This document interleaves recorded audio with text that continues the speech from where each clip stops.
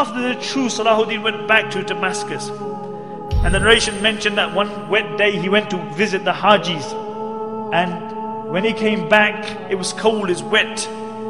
He became ill. And every day his state got worse. And Al-Imad mentioned, I was with Salahuddin when he was ill. He says, by Allah, every time Salahuddin became more ill, it was as though his trust in the Rahm of Allah just increased. He said, the weaker his body got, the stronger his trust in Allah became. And even in that state, Salahuddin couldn't go to the masjid anymore.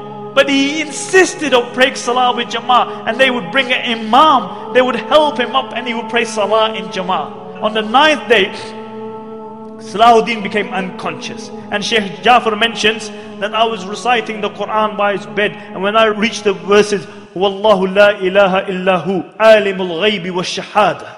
He is Allah and no Lord besides Him, the knower of the unseen. He says Salahuddin had been unconscious for a while, and I heard a faint voice saying, Sahih, you have spoken the truth.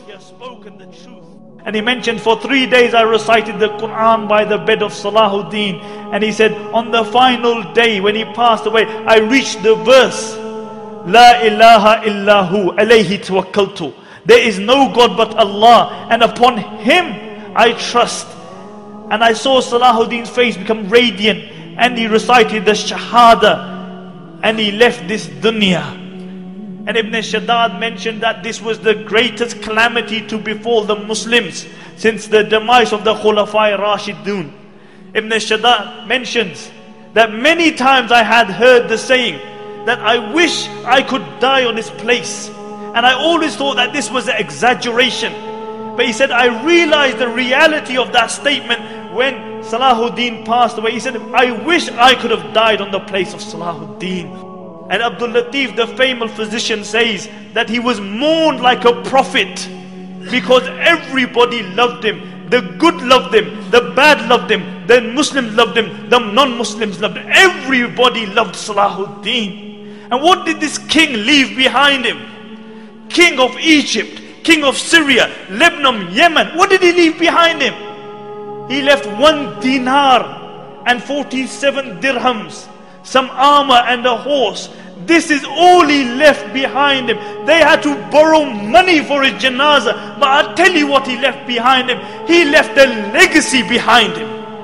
He left a legacy behind him. And this is why we are gathered here today. He passed away at the time of Fajr, and after Dhuhr they brought his body out.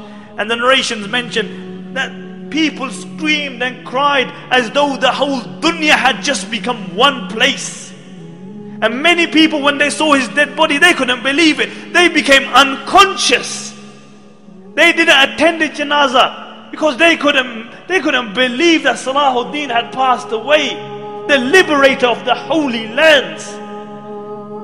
And how was Salahuddin buried? They had to borrow money for a janazah. And Qadi Fadil gave a fatwa that Salahuddin should be buried with his sword, so that on the day of judgment when he's resurrected, and one of the 7 people who is under the shade of Allah is Imamun Adilun, a just ruler. When he's under the shade of Allah subhanahu wa ta'ala, he is leaning upon his sword. So everybody sees that this is the liberator of the holy lands. And on his tomb they wrote, because this was the man who liberated, this was the man who flung open the gates of fortresses and castles of the Christians, one after the other. And on his tomb they wrote, Oh Allah, as his final victory, open for him the gates of Jannah. Open for him the gates of Jannah. And my dear respected brothers and sisters listening at home, Salahuddin is one of the greatest heroes of Islam. And this is why we have gathered here to remember this.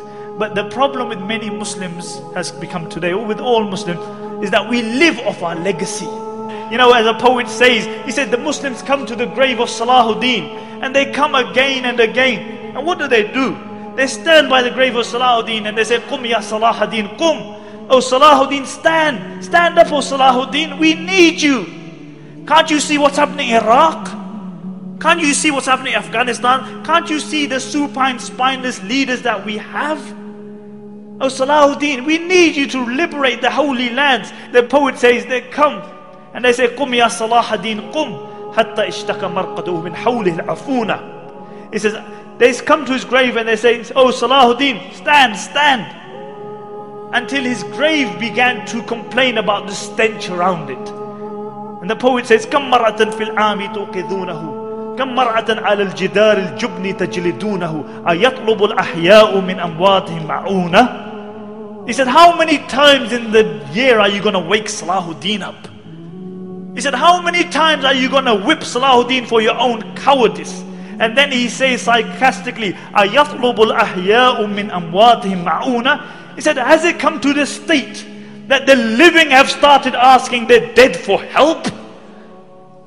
The living have started asking their dead for help. Nobody aspires to be a Salahuddin. Nobody tries to be a Umar ibn Khattab or Abu Dhar or Abu Bakr radiallahu anhum or a Khadija or a Fatima. Nobody aspires to be like them. We live off our legacy.